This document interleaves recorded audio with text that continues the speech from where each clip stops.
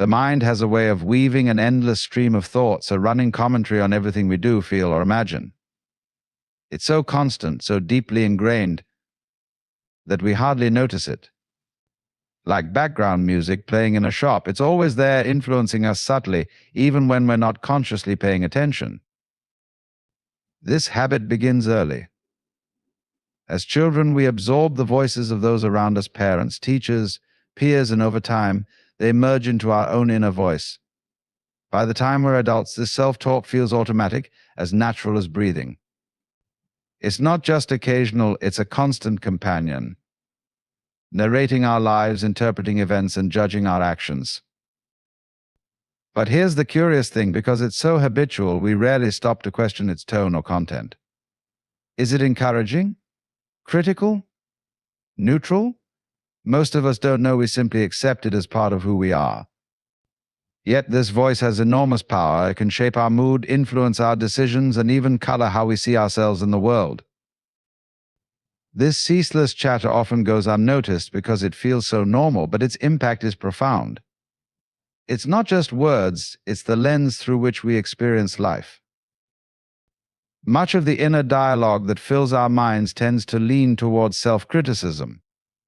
It's as if there's a judge residing in our thoughts, constantly measuring us against impossible standards. This voice, so familiar and persistent, often points out flaws, shortcomings, or things we should have done better. It questions our choices, reminds us of past mistakes, and anticipates future failures, always keeping us on edge. This self-critical nature isn't always loud or obvious. Sometimes it disguises itself as practicality or concern you're not prepared enough, or what if this doesn't work out. At other times, it's harsher, whispering phrases like, "You're not good enough," or "Why can't you do anything right?" Even in its quieter moments, it has a way of planting seeds of doubt, making us second-guess our worth and capabilities. It's a habit born of comparison and fear, fueled by years of internalizing external expectations. The world around us often reinforces the idea that we must strive for perfection, constantly improve, and never fall short. This mindset seeps into our internal dialogue, creating a loop where we judge ourselves more harshly than anyone else ever could. What makes this self-critical chatter particularly challenging is its persistence. It doesn't stop at pointing out a single flaw, it magnifies it, weaving a narrative about who we are based on one moment or mistake. And yet, we often accept this voice as truth, forgetting that it is merely a habit of thought, not an accurate reflection of who we are. Instead of allowing the familiar tone of self-criticism to dominate, there is another way to reframe how you speak to yourself. This involves consciously shifting the tone and content of your inner dialogue, turning it from judgmental and harsh into compassionate and supportive. It's not about ignoring reality or sugarcoating things, but rather about choosing words that build you up instead of tearing you down. Imagine speaking to yourself the way you'd talk to a dear friend.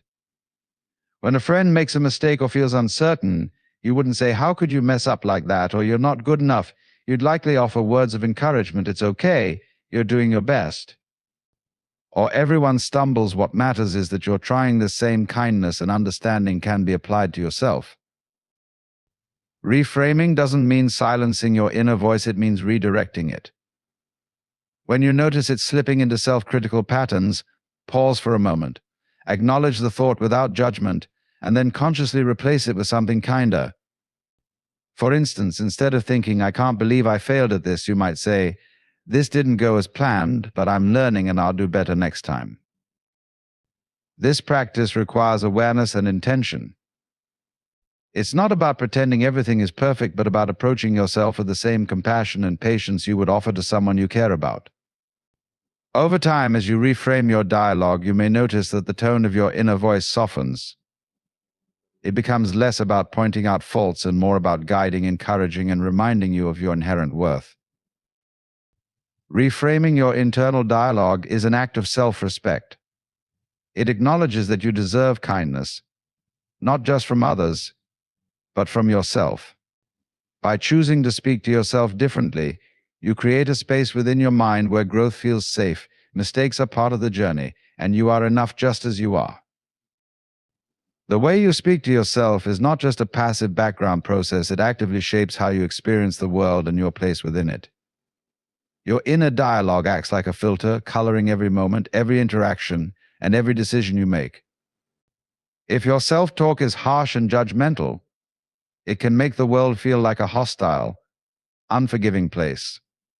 On the other hand, when it is compassionate and understanding, life itself begins to feel more open, manageable, and even joyful. This is because your thoughts influence how you interpret situations.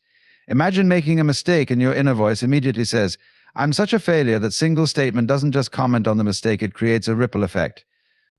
It reinforces feelings of inadequacy, saps your confidence, and makes you hesitant to try again. But if your inner voice instead says, "Mistakes happen, this is how I learn," the same situation transforms into an opportunity for growth, rather than a reason for shame. The tone of your self-talk also affects how you perceive others and their actions. When your inner dialogue is critical of yourself, it often spills over, making you more judgmental or defensive toward others. Conversely, a kind and accepting inner voice can help you approach people with greater patience and empathy, improving your relationships and fostering a sense of connection. Even your emotions are shaped by the way you talk to yourself. Negative self-talk tends to amplify feelings of anxiety, frustration, or sadness, creating a cycle that can feel difficult to escape. Positive and constructive self-talk, however, acts as a buffer, helping you to regulate your emotions and approach challenges with resilience. The most profound impact of self-talk lies in its ability to influence your beliefs about who you are and what you're capable of. Over time, the words you repeatedly say to yourself become the foundation of your self-image. If your inner dialogue tells you that you are not good enough, you may unconsciously limit yourself, avoiding opportunities or holding back from your full potential. But when you tell yourself, "I am capable, I am learning, I am growing," you begin to see yourself in a new light, unlocking possibilities you might not have dared to imagine. In this way, your self-talk is not just a reflection of your experience, it actively creates it.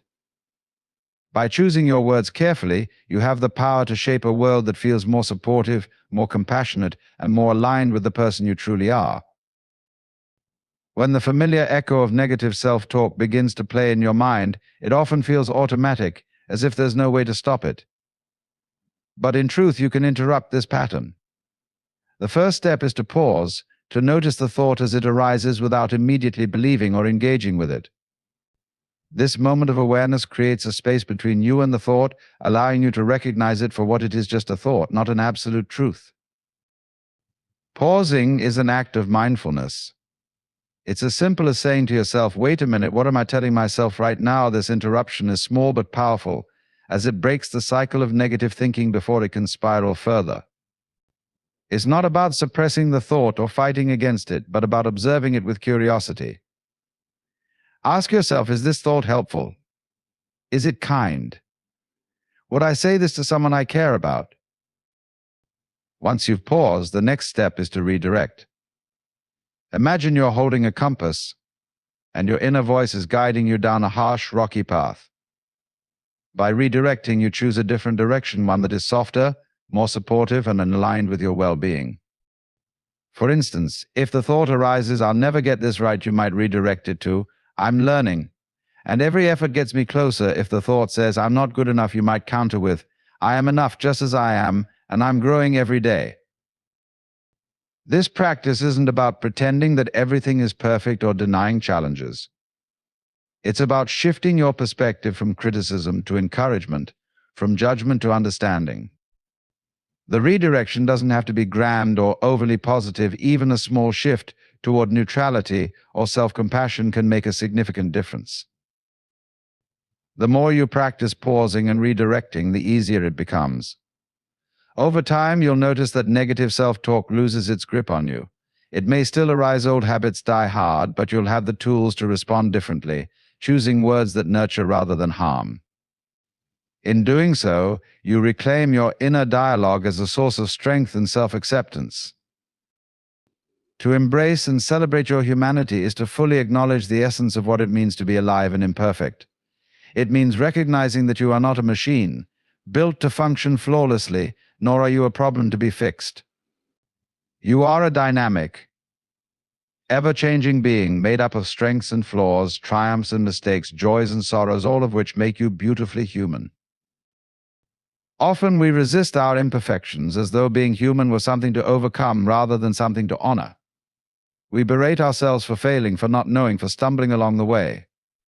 But these very stumbles are what make the journey uniquely yours. Mistakes are not signs of failure, they are the marks of growth. They show that you're trying, learning, evolving.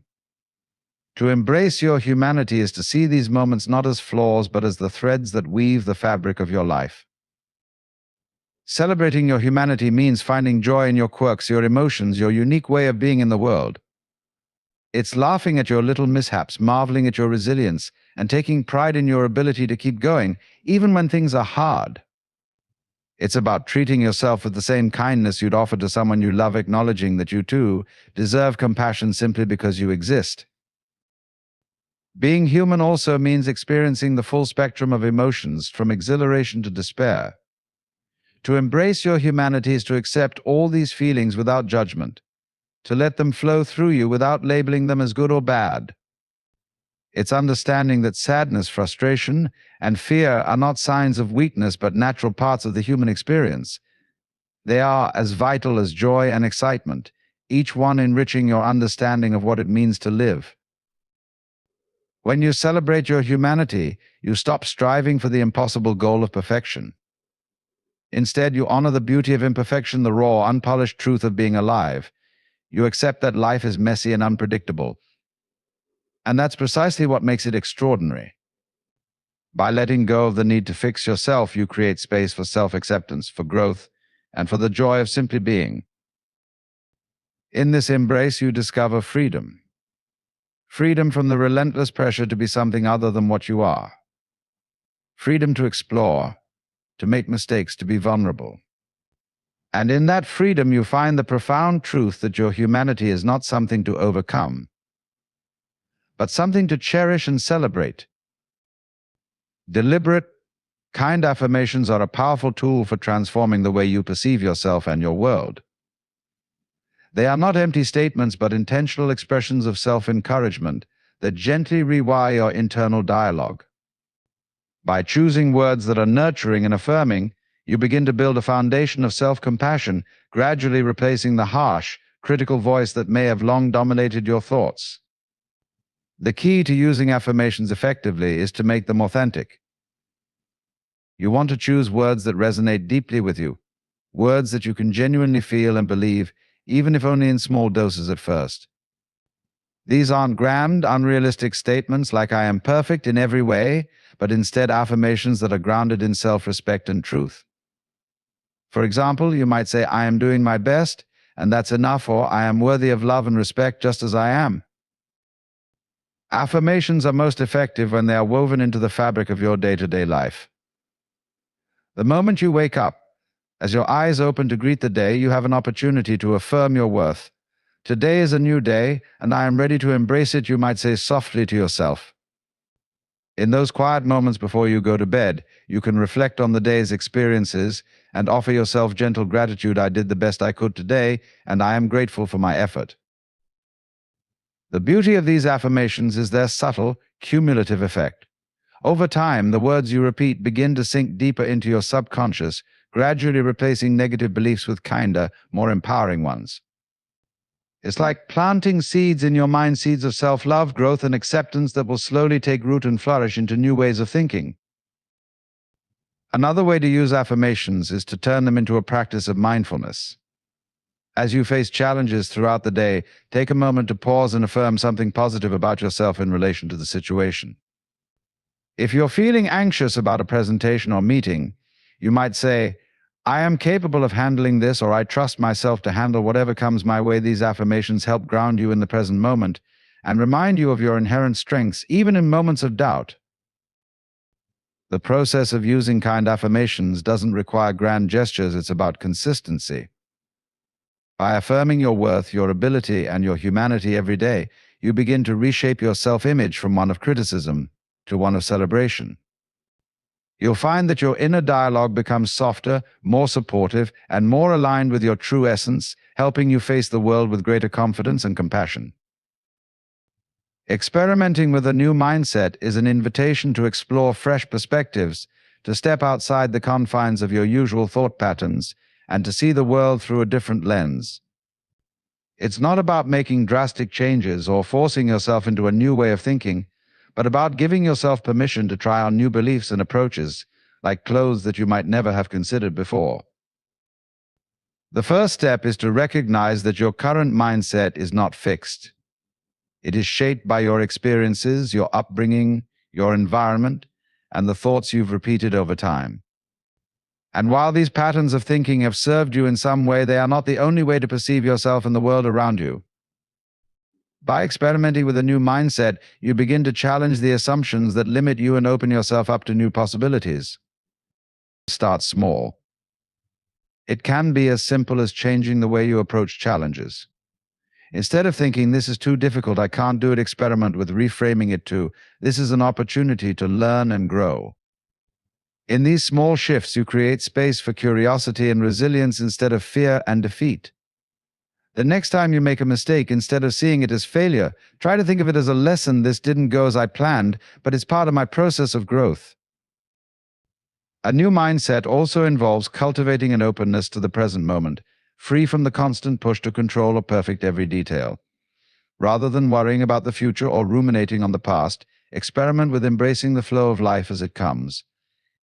You might find that releasing your need for certainty opens up room for spontaneity and joy, allowing you to experience life more fully. Experimenting with your mindset also means allowing yourself to break free from perfectionism. It's about accepting that there's no right or wrong way to be, to do, or to feel. Instead of holding yourself to an unattainable standard, try adopting a mindset of compassion and curiosity. I don't have to be perfect. I just have to be willing to try. It's essential to approach this experiment with a sense of playfulness and non-judgment. There's no right or wrong outcome. The process is just about exploring how different ways of thinking feel in your body and mind. If a new mindset feels light and freeing, keep it. If it doesn't, simply let it go and try another approach. The goal is not to force change, but to invite it gently and allow yourself the flexibility to grow in unexpected ways. Over time, experimenting with new ways of thinking will naturally shift your perception. You'll begin to notice that you no longer react in the same old ways to stress, uncertainty, or challenges. You'll approach life with more ease, creativity, and openness, knowing that your mindset is a fluid tool you can adjust at any moment to serve you better. In this process, you not only discover new ways of seeing the world, but also uncover new layers of your own potential. In the end, the way you talk to yourself is a powerful force that shapes how you experience the world. By shifting from self-criticism to kindness, pausing and redirecting negative thoughts, embracing your humanity, using affirmations, and experimenting with new mindsets, you begin to transform your internal landscape. This shift doesn't require perfection, but rather a willingness to approach yourself with understanding and compassion.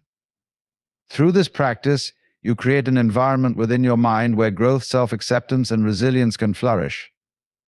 Just a few days of intentionally choosing kindness can open the door to a life of greater peace, confidence, and fulfillment, and remind you that you are enough just as you are.